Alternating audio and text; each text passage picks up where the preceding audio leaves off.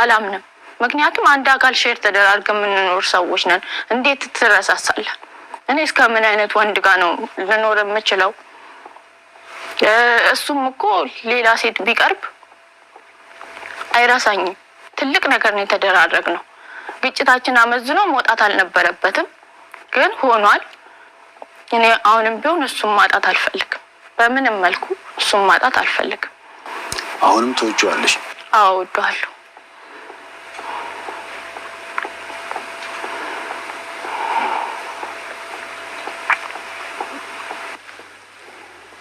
ገርማ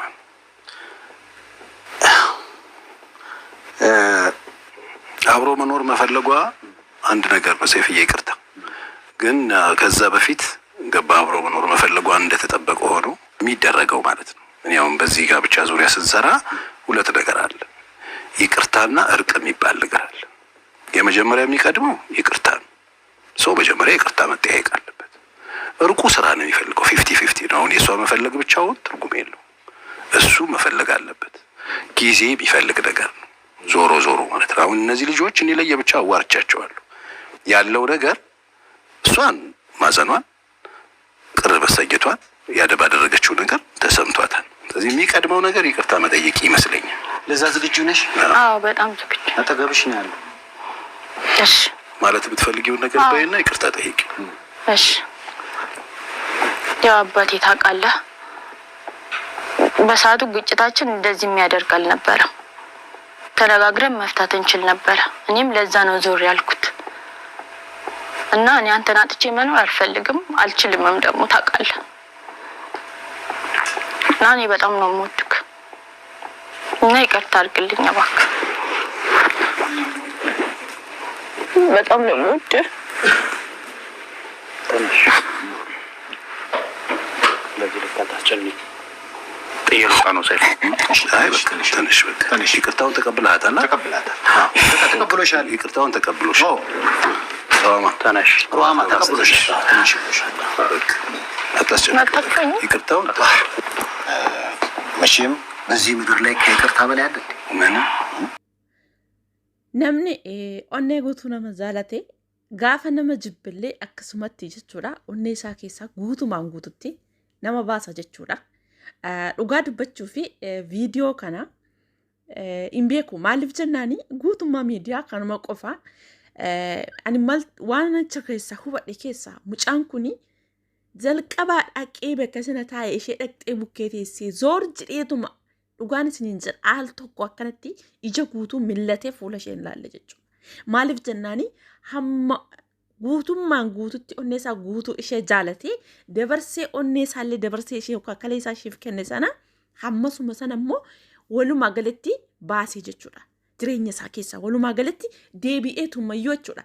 Yaadumarraa namni diingataaf dhugaan isiniin jedha nama waliin jiraatee yookaas immoo dabarseetu iyyuu jechuudha.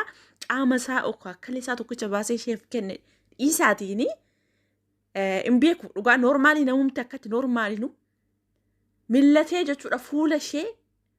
Ani dhugaan isiniin jedha baay'ee tokko. Kanaaf anani maaliif yeroo baay'ee nama dhugaa isin jaalatu tokkoo fi nama jaalala sobaatiif isinitti siiqe tokko adda baafattanii beekuun baay'ee salphaadha. Akkasumas immootu nama isin jaalatu tokko nama onnee guutuu isin jaalate tokko miidhuun deebitanii ta'uun iyyuu jechuudha. Jireenyuma already nama miidhurra miidhamuutu irra filatamaadha. Maaliif jennaan miidhamtanii taanaan isiniif darba isinii oolee bula malee garuu nama miidhuu jechuun tasuma namaaf hin darbu. Mucayyoon kuni osoo akka kanatti jechuudha. Maaliif sulumayyuu wanti hundumtuu osoo fi eegeen duubatti nama hafti akkuma jedhanii jalqaba gaafuma miidiyaa sanarratti dhiyaattee too jechoota sana jettu osoo bahuun duratti waan hunda itti yaaddee gaafa miidiyaa irra bahee wanta akkanaati. Ani akkana yoon jedhee waliin jiraannaa eeni akkas jedhee yoon haasa'e tarii gabba'ee dubbachuu danda'a laata jettee osoo jalqaba sana madaallattee raattee akka kana hin taatu ture jechuudha. Maaliif jennaan mucaan kuni waan ittiin faradamu. Ani bakka sana wayii ittiin faradu amma isatti. Maaliif bara kana keessa namni onnee guutuu akkasitti isin jaalatee dabarsee buusaa isiniif dabarsee tooni akka isin jiraattan. Maaliif tarii mucaan kuni isheen fayyitee nama taatee haa jiraattu hammamis yoo wajjin jiraadhe anis kalee tokkoon isheenis kalee tokkoon ammamis yoo ta'e isheen lubbuun jiraattee hammam jireenya keenya gabaabaa san keessatti iyyuu gammachuun ishee wajjin jiraadhe darbuu irra filadha waan jedhu jaalalli onnee isaa waan mo'atee fi kalee isaa tokkicha baasee isheef kenne jechuudha. Isumarratti osoo hammam ishee miidhayyuu jechuudha. Ani wanti ishiin dogoggora guddaa osoo hammam ishee miidhayyuu maaliifi nama dabarsee lubbuu isaa isheedhaaf laatee mana ishii keessaa amma waan kamiyyuu sirreeffattu yookaas immoo namni wal lolee in araarama eessumatti iyyuu haadha manaaf abbaa manaa mitiiti ollaaf ollaan iyyuu wal lolee yeroo hunda araarama waan ta'eef kophaatti isa gattee irraa sokkitee maaliif osoo nama araara barbaaddu taate ji'a 3 jechuun ikkoo haadha manaa fi abbaa manaa yookaas immoo parsantii 100% dhugaa wal jaalatu ji'a 3 walirraa fagaachuu mitiiti jechuudha. Biyya keessa jiraatanii torbee tokkoof maatii bira guyyaa 3f maatii bira yoo turaniyyuu hammam takka jechuudha. Maaliif hin beeka namni kamiyyuu kana madaaltanii ilaaluu dandeessan. Isinis bakka keessanitti fudhattanii bakka sana buutanii jechuudha. Wanti dubbichi erga harkaa ba'ee galeefiititti malee osoo jalqabuma araara isaa barbaaddee ji'a 3 maal gochuurraa fagaattee yommootu osoo immoo nama isaatti araaramu yookaas immootu nama ganaa boru isa wajjin jiraachuuf heddi ta'e jalqaba duraa sana maal gochuu qabdi ture mana ishee keessaa gattee deemu maaliif manuma kireeffatanii jiraatan san keessaa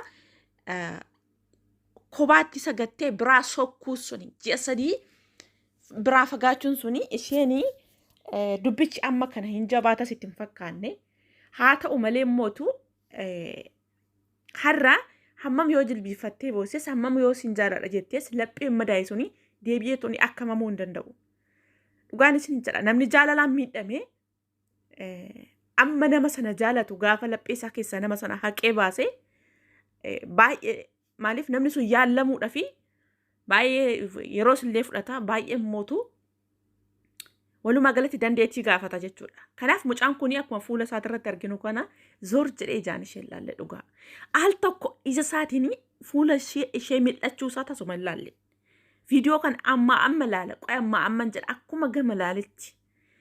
Maaliif jennaan kana amma ishee jaalatu sana parsantii 100% walumaa galatti ishee jibbee jechuudha.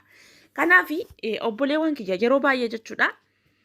Ijoollee dhiiraa nama lubbuu isaarra maaliif isin jechuun namni kalee isiniif baasee isinii dabarsee lubbuu isaarra waan isin jaalatuufi malee eenyumtuuyyuu namni sun naa jiraatu ani waan du'es rakkoon qabu jedhee tooni dabarsee of hin laatu jechuudha. Kanaaf yeroo baay'ee hammamtu yoo ta'eyyuu dhiiratti hin gafinaa. Maaliif dhiirri isinitti haa gafu. Isiniif darba. Dhugaan isiniin jedha. Ani beeku ijoollee baay'ee jechuudha. Ijoollee shamaraa dhiiratti gifii godhanii yookaan dhiirratti jechuudha rakkoo ciccimaa hojjetanii deemanii of kalanii tooni nama sanaan booda immoo jireenya gaarii jiraatanii nagarree nama yoonatti jechuudha. Maaliif kan sana caalu rakkoo ciccimaatu isaan mudata jechuudha. Maaliif namni sun dhugumatti jalqaba laphee qulqulluu kan isaan jaalatu yoo ta'e jechuudha. Kanaaf isinis nama laphee qulqulluu isin jaalatu hammam yoo wal loltan iyyuu hammam yoo walitti mufattan iyyuu hammam yoo rakkoo cimaan isin gidduutti uumame iyyuu nama sadaffaa halagaa hin galchinaa jireenya keessan keessatti. Keessattuu gaa'ila keessatti namni dabalataa namni sadaffaan galuu hin qabu tasumayyuu. Maa maatii keessan illee hin ta'in, maa obbolaa keessan illee hin ta'in. Jireenya keessan keessatti isin lamaan qofti furadha. Yoo walitti buutan illee maaliif namni wal lola eenyumtuu namni walitti hin buunan jiru. Garuu mootu gizee itti akka turtanii tarkaanfii fudhachuudhaan duratti itti yaaddanii gizee fudhattanii taragaaggatanii jechuudha. Maaliif keessa keessanitti deebitanii tooyii of dhageeffattanii isa biras dogoggorri hammam akka jiru sibirallee dogoggorri hammam akka jiru hin bartanii achii booda osoo halagaan osoo namni biraa namni sadaffaan isin lameen gidduu hin seenin rakkoo keessa sana ofuma keessanii furattu ofuma keessanii araaramtu ofuma keessanii jireenya keessan itti fufsiisuu jechuudha. Kanaaf yeroo baay'ee ariifanneen nuti namoonni tokko namni hiriyaallee baay'istan akkasumas immoo namni maatiitti illee waan akka yeroo baay'ee himannaa baay'isan hin jiru jechuudha. Akkasina godhee akkas ta'ee jettanii dhugaan isin jedha iccitii abbaa manaa fi haadha manaa gidduu namni biraa dabalama seenuu hin qabu. Dabarsitanii eessuma maatii keessanitti iyyuu maaf hin taane. Maaliif maatii sanatti dhugaan isin jedha namni kamiyyuu guddattanii toonii of beektanii haadha keessanitti garagartanii uffata hin baafattanu. Kana eenyumtuyyuu waliin sobu. Abbaa manaa keessa san garuu walumaa galatti akka rabbiin sin uumetti dura isaa dhaabbatta. Maaliif kuni ayyama rabbii yookaas immoo uumamarraa waan dhufeefi waaqayyotu halagaa dhafa lagaa walitti fidee tokko taasisee waliin jiraachisa waan ta'eef jechuudha.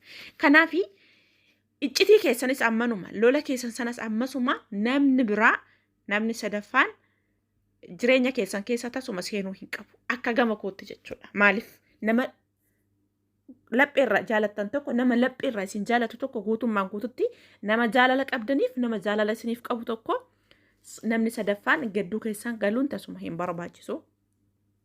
Kanaaf mucayyoon kun immootu nama sadaffaa osoo hin taane adda baabayiidha kan jireenya ishee keessa galee. Kuni osuma ta'eeyyuu deebi'ee kana booda hin beekani. Jireenya ta'ee deebi'ee dhaabbatee kana booda isaan garaan isaanii walitti fayyee akka kana duraa sanitti normaalii akka kana duraa sanatti jaalalli dhugaan isaan lamaan gidduutti hin mul'ata jechuun baay'ee ulfaata. Maaliif qilleensatu isaan gidduu gale waan ta'eef bubbee amma kana baay'atutu isaan gidduu gale waan ta'eef jechuudha. Maaliif guutummaatu jechuudha. Miidiyaa kana jechuun guutuu addunyaa jechuudha walumaa galatti. Kanaafi kan nama walumaa galatti jireenya isaanii keessa namni hamma kana baay'atu guutuun addunyaa gale dhiisatiin namni lama namni tokko sadii jireenya keessan gidduu yoo galee amma makka qilleensi galu amma makka adda fageenyi baay'achaa deemu namni kamiyyuu hin beeknaa jechuudha. Kanaaf mucayyittiin waan ishee dogongorsiise hin beeku jalqabuma gaafa dhaqxeechi miidiyaa sanarratti intervuu taatu dogoggora guddaa uumte. Tarii odoo wajjumaan jaalala qabaatte nama isatti araaramii wajjin jiraachuu barbaaddu taateeti ji'a sadiis immoo isheen tursiisu sarraa fagaatte nama jaalala waliin qabdan tokko yoo giddii isin qabdee hojjechuuf biyyarraa baataniin alatti dhukkubsattanii too ciistaniin alatti achuma keessa jiraattanii nawaa jiraattan keessatti ji'a sadii walirraa fagaachuu jechuun soba suni nama dhiistanii biraa sokkuudhaa fi abdii kuttan yoo ta'e ta'uu danda'a jechuudha. Akka hootti akka ilaalcha nama tokkootti jechuudha. Kanaaf obboleettiin keenya jalqaba dogoggorte homaa godhamuu hin danda'amu. Walumaa galatti baay'ee ulfaata.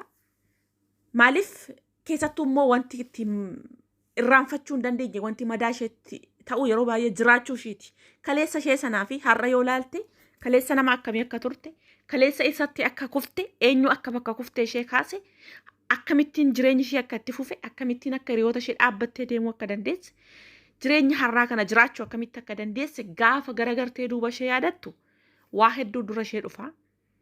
Nama biraa wajjin illee gaa'ila dhaabdee jiraachuudha fi fatanaa isheetti ta'a ishee walumaa galatti jechuudha. Fatanaa guddaadha kan isheetti ta'u. Egaa waaqayyo dandeettii ishee faa kennu jalqabuma inni ishee dogongorsiisee amma immoo karaa isaatti ishee deebisiisu jechuudha. Maaliif waan biraa wanti jedhamu hin jiru. Rabbiin karaa isaarra ishee qabu. Kanaaf obboleewwan kiyya nama laphee qulqulluu isin jaalatu nama guutummaan guututti jechuudha. Jaalala dhugaa isin jaalatu tokkotti ittiin qoosina.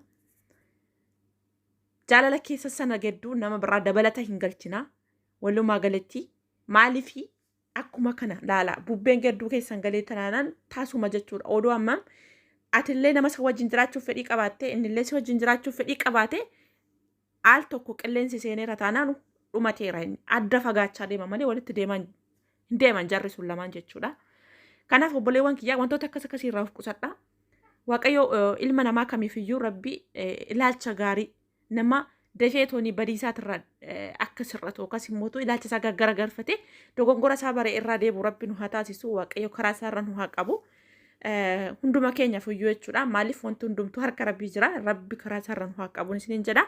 Egaa namoonni baay'ee mucayyoo kanaaf barumsa fudhatanii viidiyoo jara kanaatirra namni deebi'ee of hin madaalle namni deebi'ee dudduuba isaa ani eessan jira maalirran jira maalan godhe jedhee of hin madaalle jira jedhee yaadu jechuudha. Maaliif sa'aatii 24 odoon guutinidha kan miliyoona tokko odiin laallame jechuudha viidiyoon kuni. Kanaaf namoota hedduudhaaf bichaa barumsa dhiisanii jiru. Namoota hedduudhaaf barumsa ta'eera. Egaa walumaa galatti baay'ee ulfaata. Turtii gaariin isiniin jedha. Nagaan naaf tura.